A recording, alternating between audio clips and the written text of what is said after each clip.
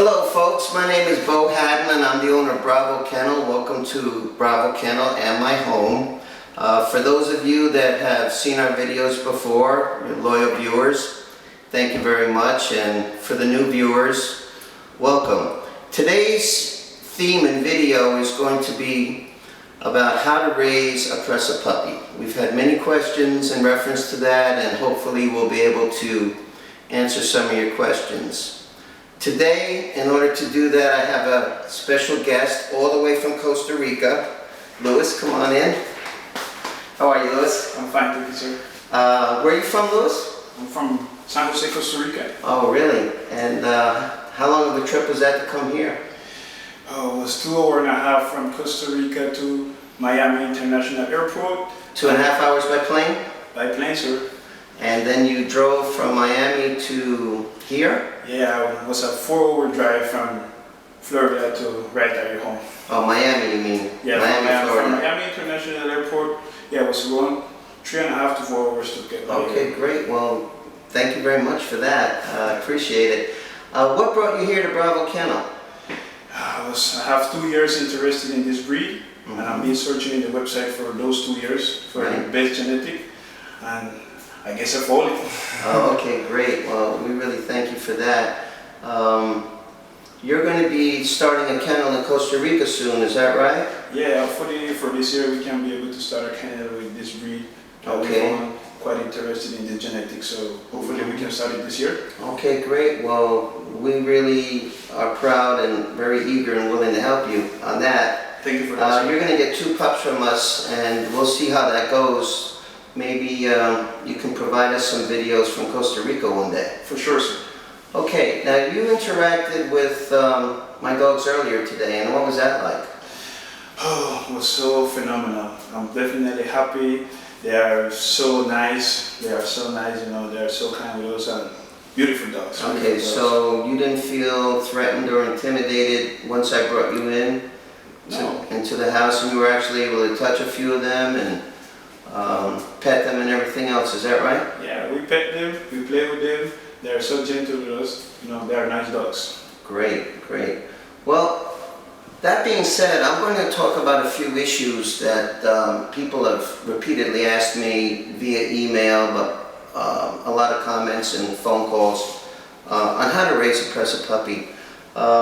Let's talk about what you just said first. These dogs are very eager to please their owners, especially mine. But I think any real Presa would be. They're raised here with love, they want to fit in, they really want to please you. Okay. It's up to you to show them how to do that. You have to be a very strong leader for this breed. Any working breed, you need to be strong. Especially for a Presa, because they're extremely powerful animals. You cannot be their friend, you cannot be their buddy, you're not supposed to be their owner, you must be their master. There's a difference. But that doesn't mean to say that you're going to be cruel to the dog or that you're not going to give it love. You're going to provide them what they need, and that's leadership. They want it to come from you. Dogs are a social animal, and for their mental and emotional health, they need to have a leader. Leadership is necessary for the canines. They want it to come from you, but if it doesn't, they will do it and step up to be the leader. That is a recipe for disaster. You must be the strong one in the group, the pack, if you will. That needs to be instilled when they're young. You need to show them the way relatively soon after you get it. When they're puppies, you have to give them a little bit of a break. You can't be that severe with them, but you have to be consistent. Okay. There have to be guidelines and parameters, and if there's something that is no, it has to always be no. Okay. It can't be no today and maybe tomorrow and then maybe 3 days from now it's okay.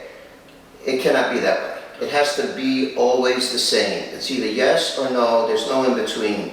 The dog does not have a choice in what you want.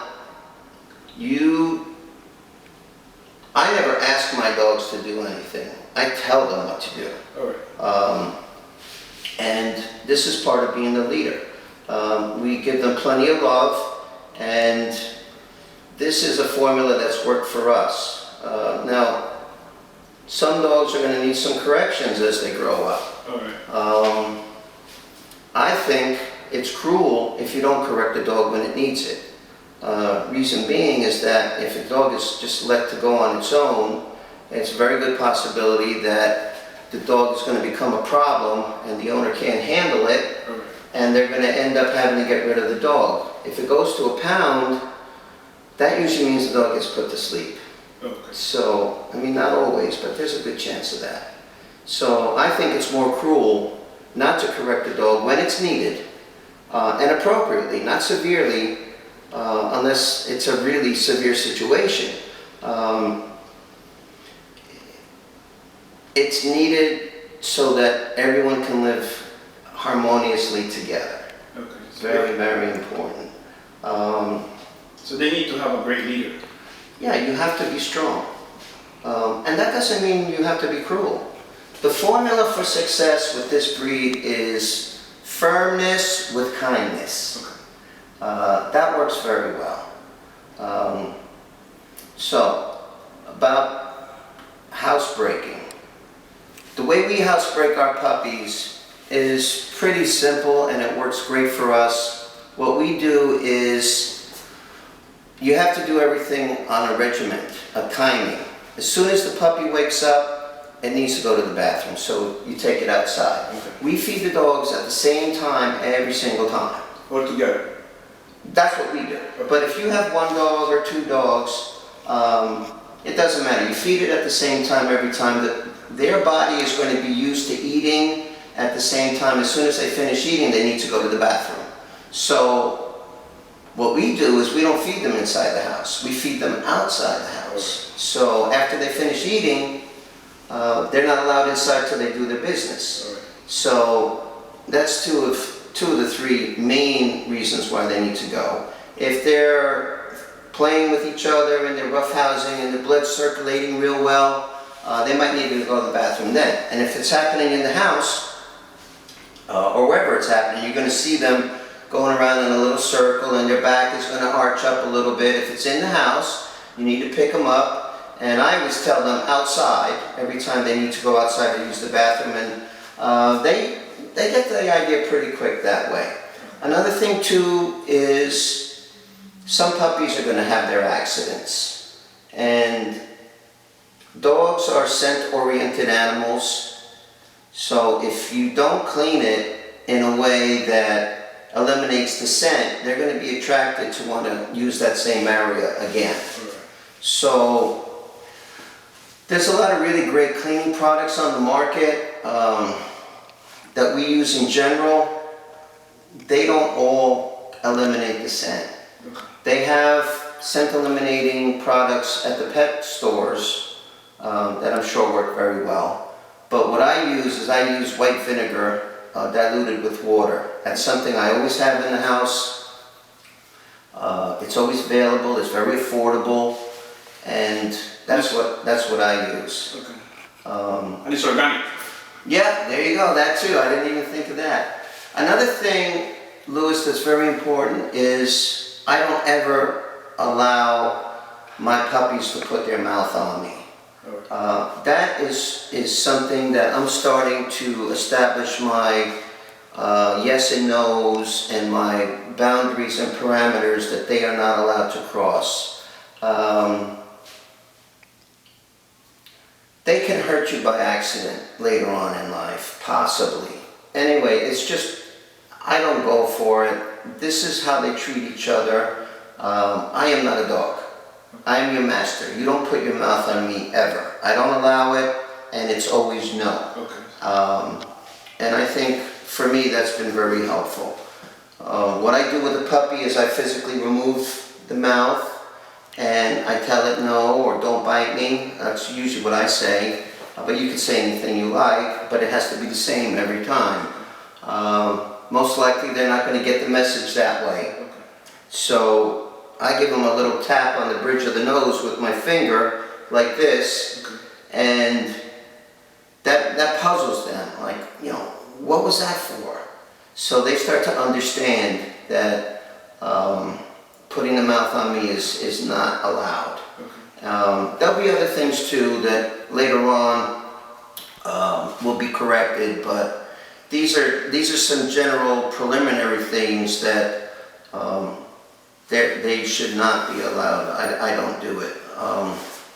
If you see your dog putting its mouth on something in your house, basically I'm talking about your furniture, or your shoes, and you know, that's the last thing in the world we want them to chew on, but that's something that seems to be attractive to them. If they put their mouth on it, whether they chew or not, that's the precursor to they are going to chew it. Right. So what should we do in that case? There's a product that I've used that's been very good. And there might be more than one, but this one I use, it's called Keep Off, and it's a spray.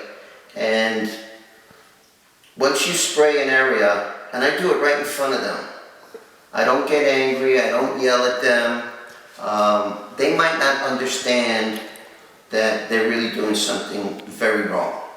I'll tell them no, or don't bite it, or whatever it is. I usually say don't bite it, but then I spray it, and then they're stubborn, they're going to go right back to it, they smell that, and they back off. So usually that works very well. Also, if you don't have some sort of a deterrent spray like that, the minimum you want to do is, after you tell it no, or don't bite it, or whatever it is you're going to say, you want to clean it with something that's going to kill the scent, which I use the vinegar with the water. Because the saliva is going to have a scent, and that's going to make them want to come back because they smell the saliva as something to chew on.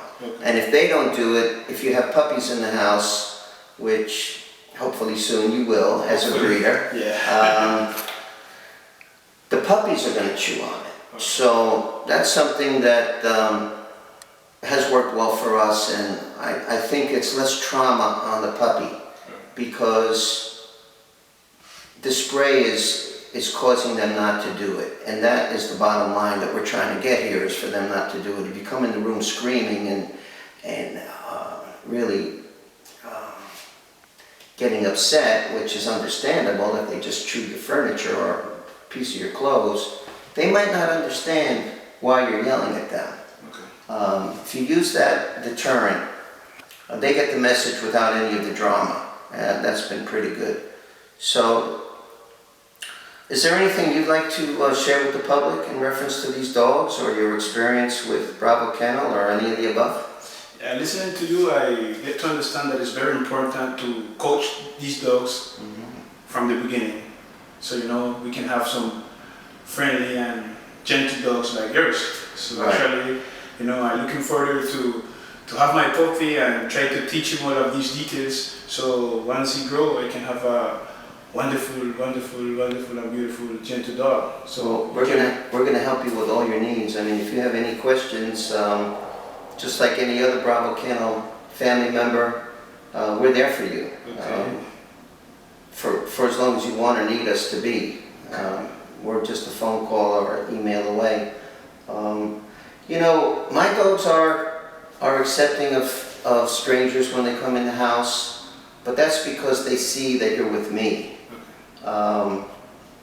Dogs are like people, really animals in general. We all have our own personalities, and some are friendlier than others, and some are not as friendly, and some are just straight out dangerous. I mean, this is just how dogs and humans both are. So it's really up to you what you show them that you want, and will accept.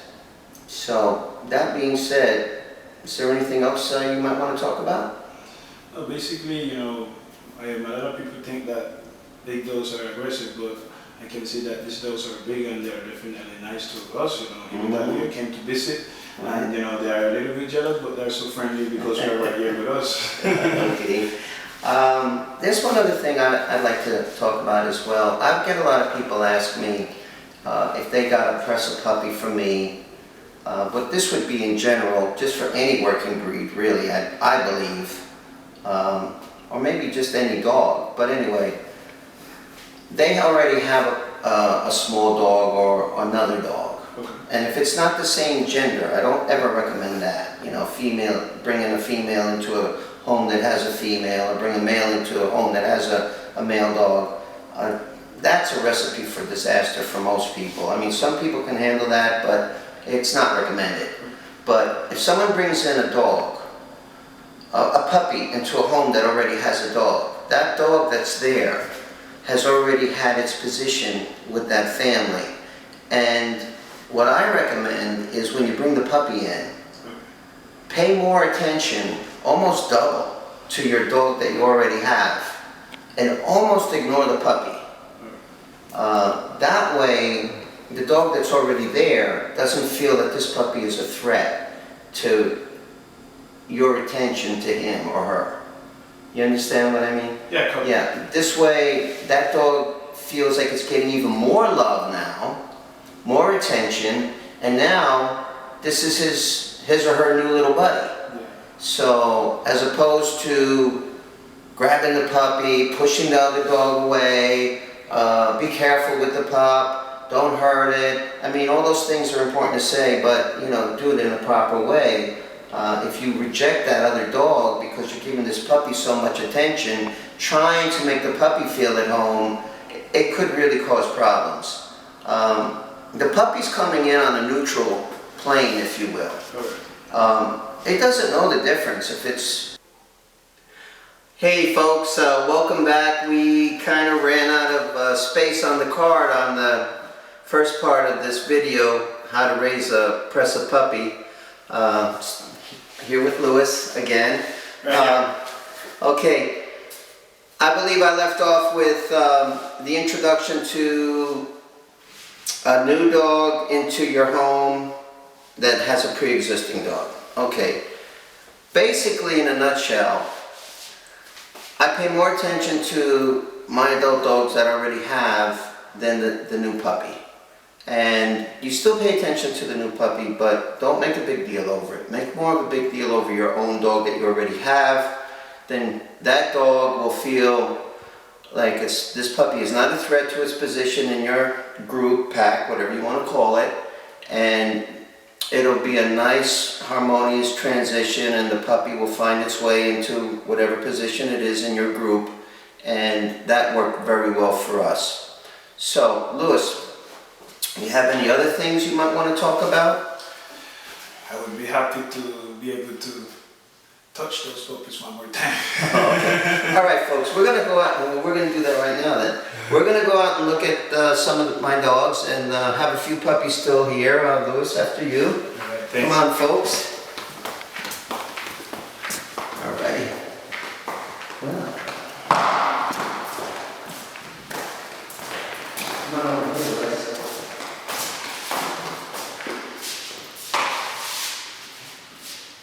Okay, you see this little fawn puppy right here? Yeah. That's the door. That's a 10-week-old female puppy from Sosa. Sosa! Come here, Sosa.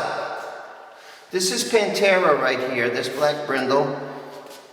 She's 153 pounds. This is Sosa. She's the daughter of Naina and Sandokan. She's 163 pounds. Chula! That's Chula out there. Chula, come here, Chula. Come here, Chula. Come on, Chula. That's Naina and Sandokan's daughter also. She's another 160 plus pound female. Pantera was just bred to 3-time world champion Andy. That's that black brindle right here. We're expecting some really lovely puppies from her. Let's keep our fingers crossed, folks, that that breeding works. And here we have some puppies here. Come on, ladies. Stay, come on, ladies. Come on. Here's Rubio.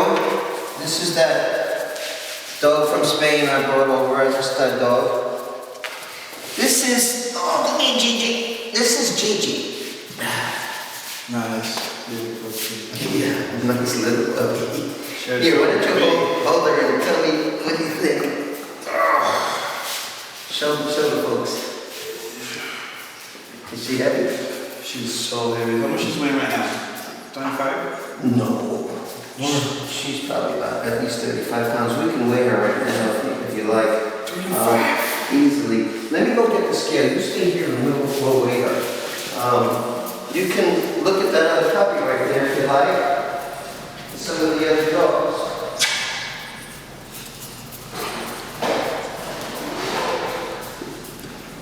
Beautiful dog.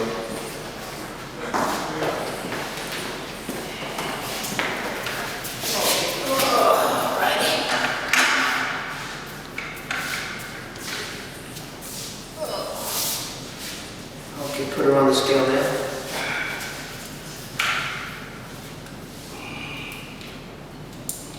What does it say? Yeah, 36. 34, 36.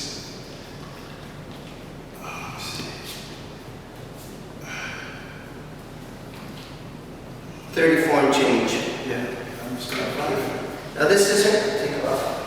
This is her sister Griselda from the same litter. These are two girls from Sosa and Rudy. And what does this say to us?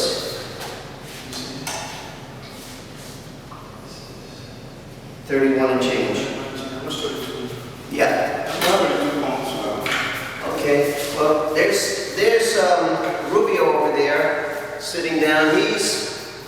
He'll be 2 years old. Let's see, this is March, April, May, June, July, August. Another 5 months he'll be 2 years old.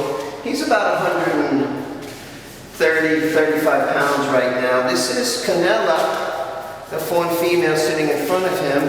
Big lady. Yeah, you were touching her before. We'll probably try to bring her in because she really liked you guys. She's 11-month-old female, also the daughter of Rudy. So hopefully I can get some females like that.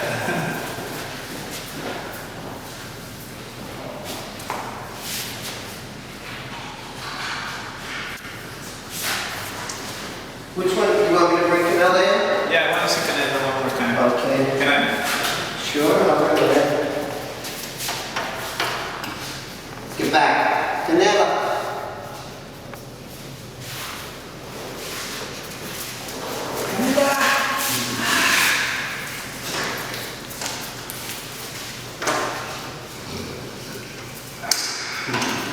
You ever seen this dog before today?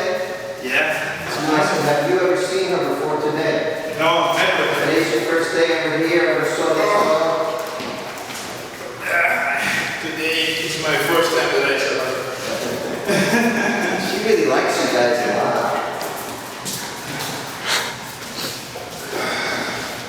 You want to go to the street?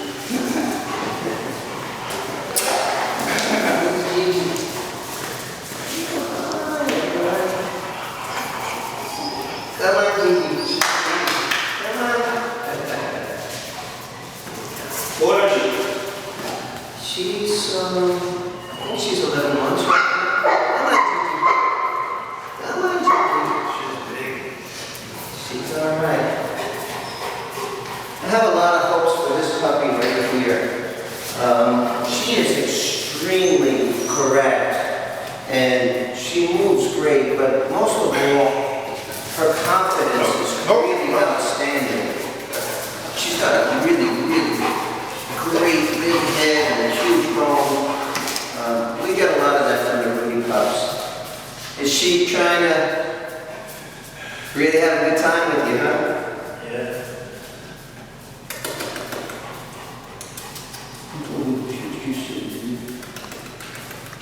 All right. Well, you want to see Calm again? Yeah, I want to see Calm again. Can I? Yeah. Kennel. Kennel. Get out.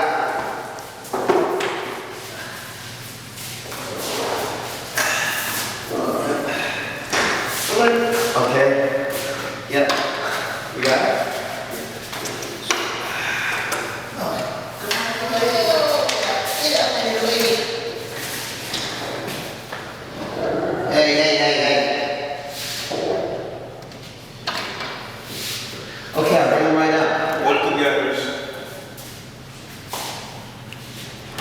Coco. Big boy. This is Bravo Kennel's Kong. He's the son of Chula and Rudy. He's not hey boy. Come here, Kong. He stay here. Yes. He's not quite 2 years old. He's been around a lot of females in heat lately, so he hasn't been eating too much, but one thing about this dog is his movement is absolutely phenomenal. He's really a beautiful movement. So, anyway, he's liking Lewis and his friend. And Lewis, would you hold on to him for a minute? Sure. Thanks. You want to talk about your experience with Bravo Kennel so far, or if you like, you can elaborate. I'll be right back. It's up to you. Yes, sir.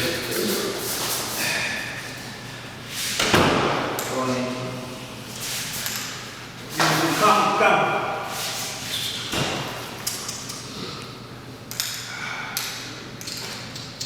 Nice. Come.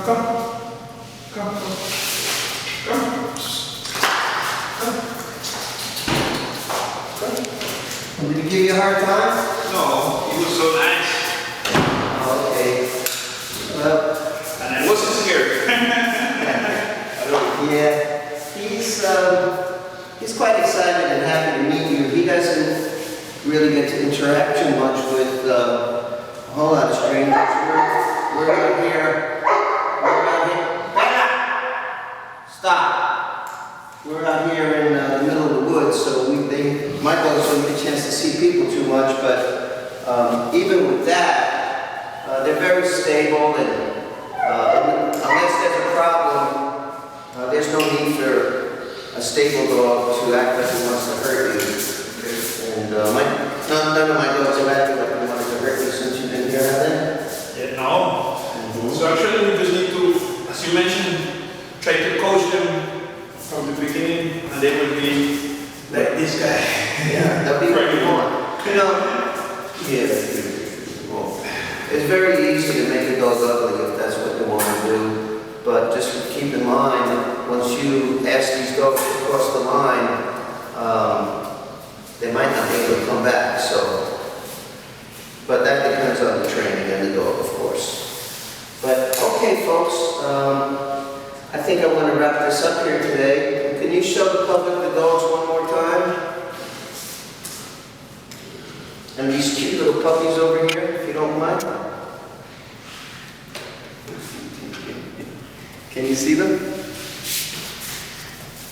Okay. Alrighty. Okay. Come on, Lewis. Come here, boy. Come here.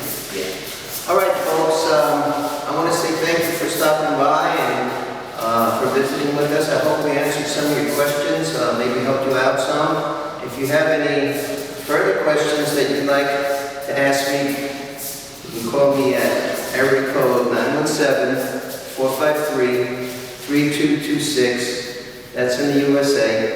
And if you'd like to look at my website, it's bravokennel.com. There's a lot of information on there you might enjoy. Take a look at the Spain page. Okay, bye for now.